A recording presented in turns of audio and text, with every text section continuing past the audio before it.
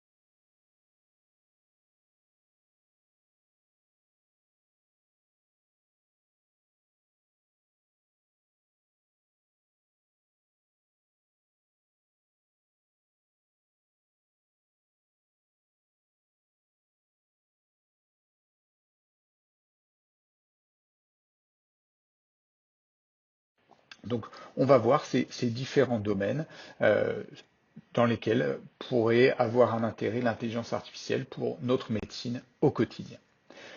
Le premier, c'est l'automatisation d'une tâche. À partir du moment où on arrive à évaluer de manière objective un paramètre, on va pouvoir déterminer une action à mettre en œuvre par rapport à ce paramètre. Donc, on monitore le patient, on récupère des variables physiologiques et on dit à l'algorithme ce qu'il faut attendre. Quel objectif on veut atteindre?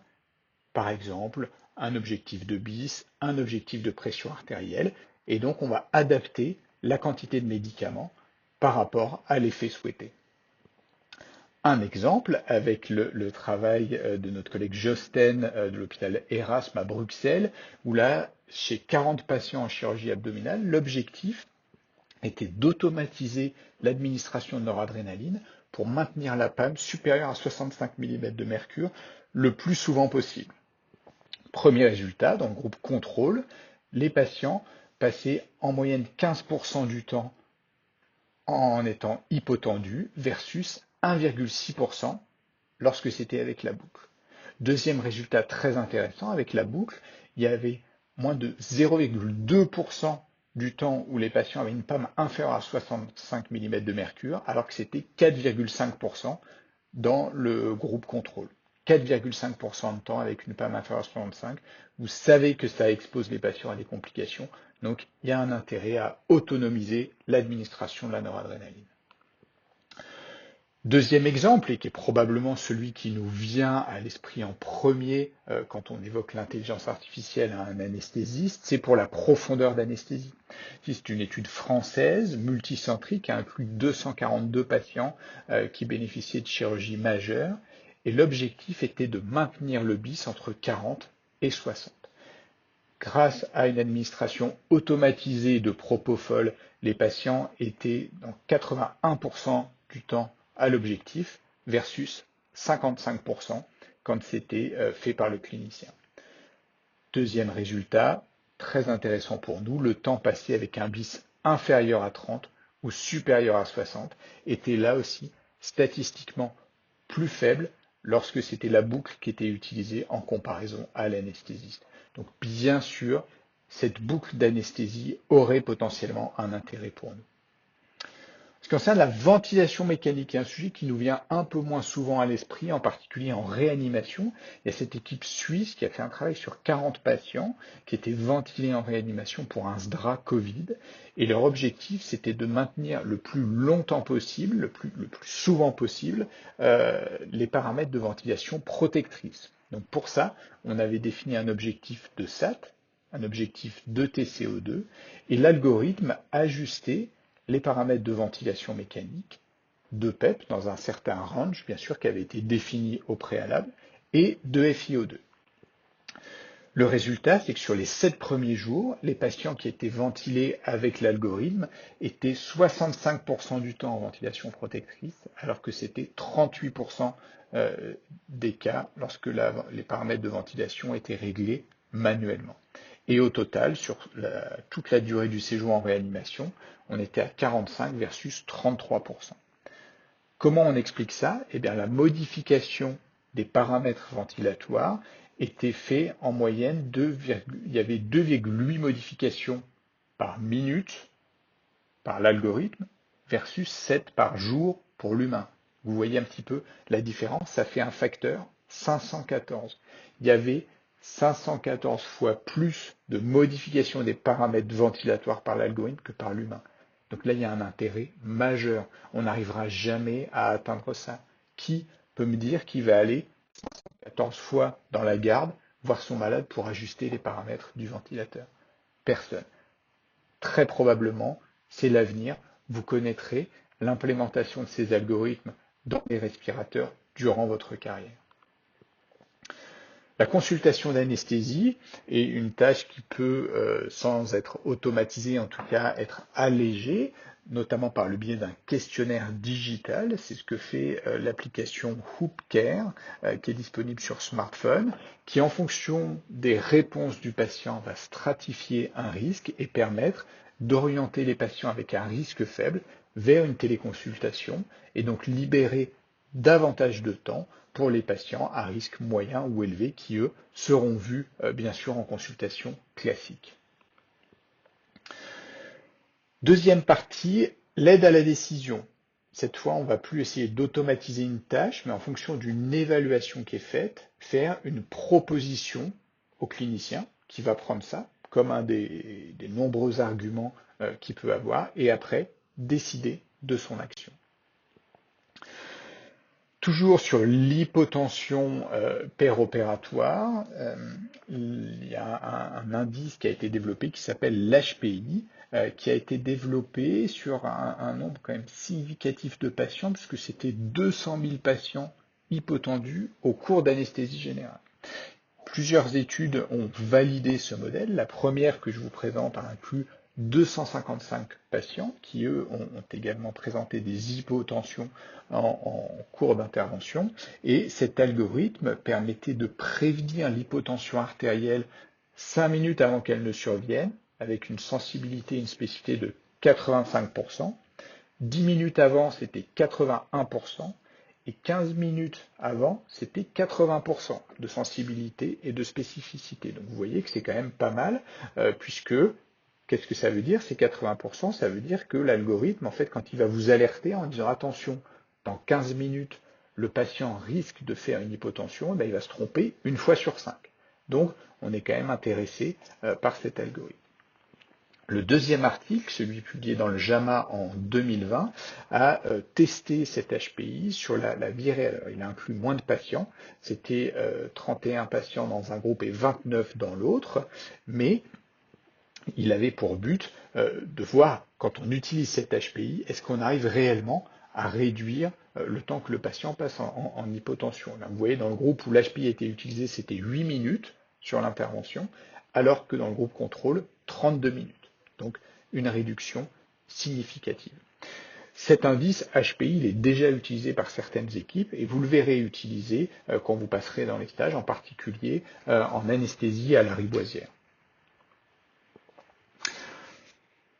Dans le domaine de l'image, l'intelligence artificielle a déjà révolutionné beaucoup de pratiques et pour nous, en ALR, elle peut nous apporter une aide, en particulier pour l'identification des structures et également pour l'identification du niveau. Alors pour l'instant, c'est encore très expérimental, mais il y a des équipes qui travaillent pour, par exemple, quand vous faites une échographie du rachis, que l'algorithme qui est implémenté dans votre échographe, à partir du moment où vous avez scanné le sacrum, et ben, il va compter les vertèbres et vous dire, ben voilà, la CL5, la CL4, la CL3, etc.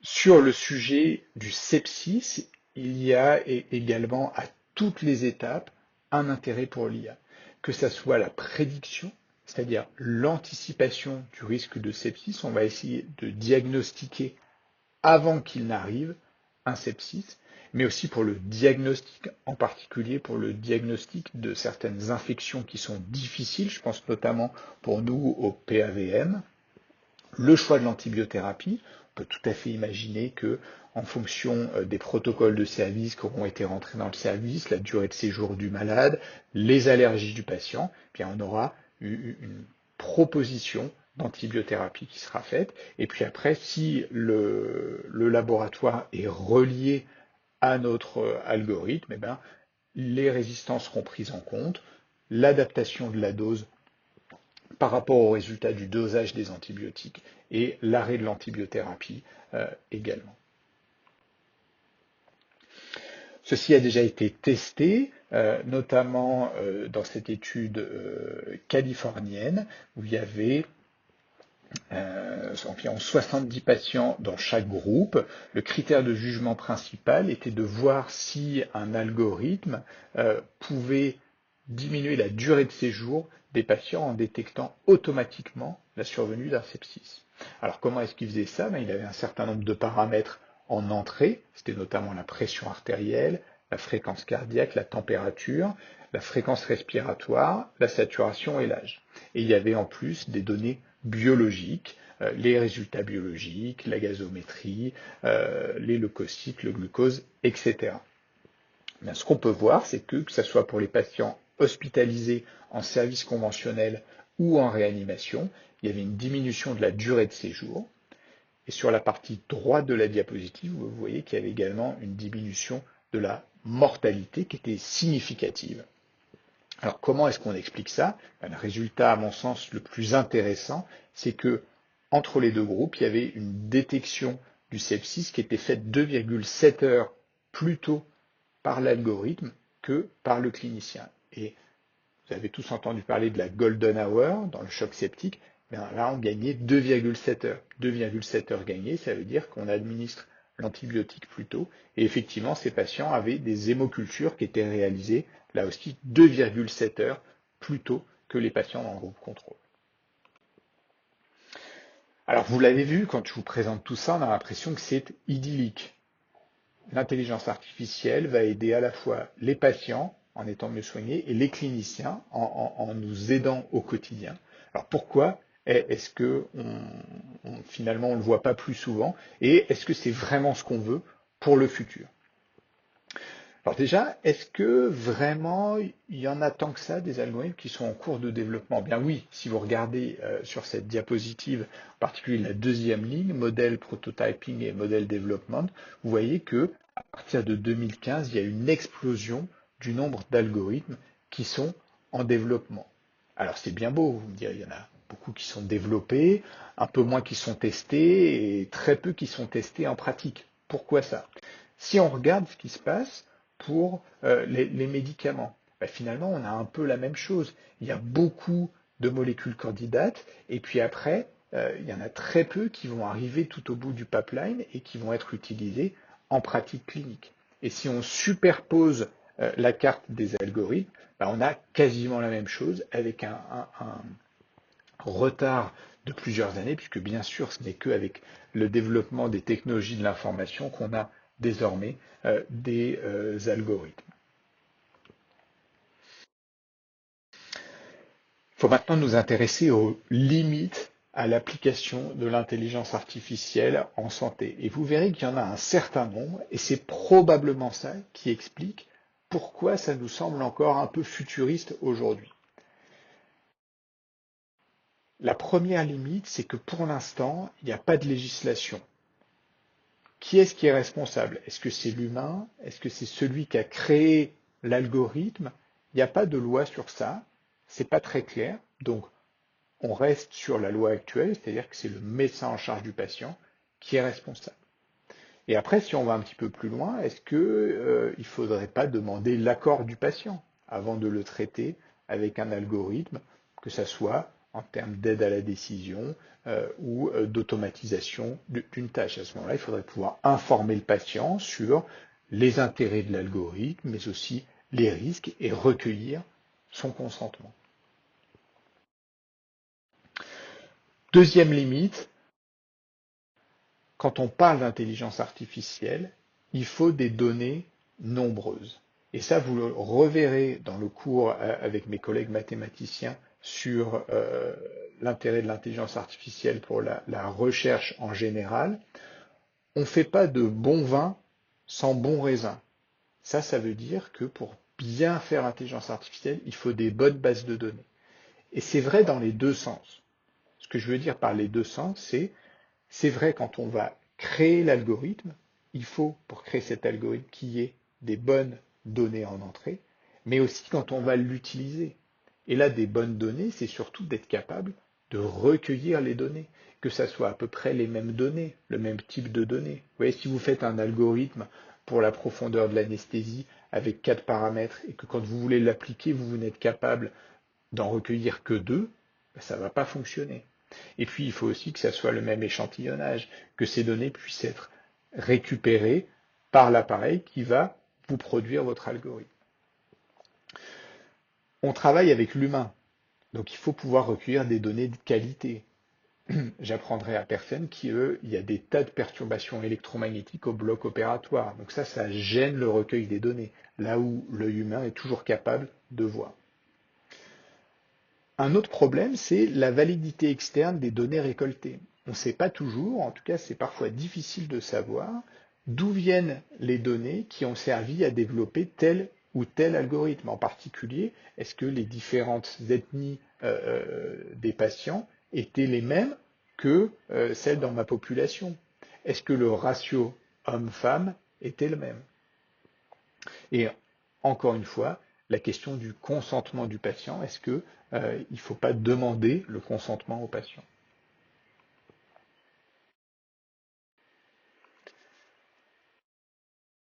Limite suivante, bien sûr, quand on parle d'informatique, il y a la sécurisation des données. Il faut impérativement que ces données soient sécurisées. Quand on parle d'aide à la décision, de boucles, d'automatisation des tâches, ben forcément, il y a un risque de piratage des boucles, une boucle qui se mettrait à faire n'importe quoi, ou alors des algorithmes qui pourraient conduire à une mauvaise décision.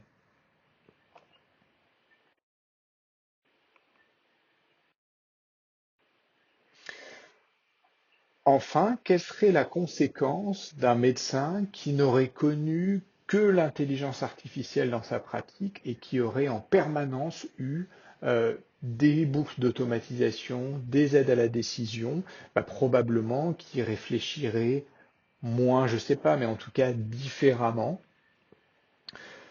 Qu'est-ce qui se passe si jamais on prend une mauvaise décision sur une recommandation d'un algorithme d'intelligence artificielle? Et clairement, il y a un risque de perte de connaissances et de compétences si on n'utilise que ça. C'est pour ça qu'il faut vraiment voir l'intelligence artificielle comme un outil qui se développe. C'est un nouvel outil qui va être à nos dispositions, qui l'est déjà pour un certain nombre de choses, qui va l'être de plus en plus et qu'il nous faut impérativement appréhender pour pouvoir l'utiliser au plus juste et en tirer des bénéfices. Alors, qu'en pensent les gens? Ça, c'est un questionnaire qui a été réalisé dans un centre tertiaire des Pays-Bas auprès à la fois d'infirmiers et de médecins en 2022. Oui, on leur a posé un certain nombre de questions. Alors, est-ce que l'IA peut rendre le travail plus facile? Bah oui, 70%, on pense. L'IA n'est pas dangereuse. Bon, là, ils étaient un peu moins sûrs, 50%, quoi. Un sur deux considère que ça peut être dangereux. 60% considèrent que ça peut améliorer la prise en charge du malade. 30% seulement que ça peut amener des prises de décision fiables en soins intensifs. Vous voyez, c'est surprenant, alors que on a montré avec les études que je vous ai présentées l'intérêt pour la ventilation mécanique, pour le diagnostic précoce du sepsis. Pourtant, la majorité dit qu'il utilisera l'IA sans réserve quand elle sera fiable. Et eux, ils ne sont pas inquiets, ils pensent que les professionnels resteront stables, même en cas d'utilisation de l'intelligence artificielle. Alors en conclusion, clairement, l'IA en anesthésie-réanimation n'est pas prête de remplacer l'homme. Donc soyez rassurés, vous aurez du travail, et y compris pour les 40 années qui viennent. En revanche, très probablement, vous allez assister à une révolution où l'IA va assister l'homme. Pour ça, il nous faut bien sûr contrôler les risques informatiques, avoir un cadre légal et éthique bien défini, notamment savoir ce qui est du ressort de l'algorithme, de la responsabilité humaine. Un travail énorme pour nous, c'est la validité externe des bases de données et la qualité de ces bases de données. Clairement, probablement qu'avant d'utiliser un algorithme dans nos services, il faudra qu'on s'intéresse aux bases de données sur lesquelles il a été développé. Est-ce que ce sont des bases de données qui ont été développées que sur des vétérans américains, c'est-à-dire essentiellement des hommes de plus de 70 ans? Ben là, clairement, si nous, ce qu'on veut faire, c'est de l'anesthésie générale pour des interventions en gynéco-obstétrique, ça ne sera pas le bon algorithme, ou en tout cas, il faudra avoir ça en tête. Et être capable de commenter la performance des algorithmes. Et c'est pour ça que le cours suivant que je vous propose sera préparé par deux mathématiciens, Samuel Gruffaz et Axel Rock, pour que vous ayez justement les bases pour pouvoir commenter les études qui vous présentent des résultats avec des algorithmes. Je vous remercie de votre attention.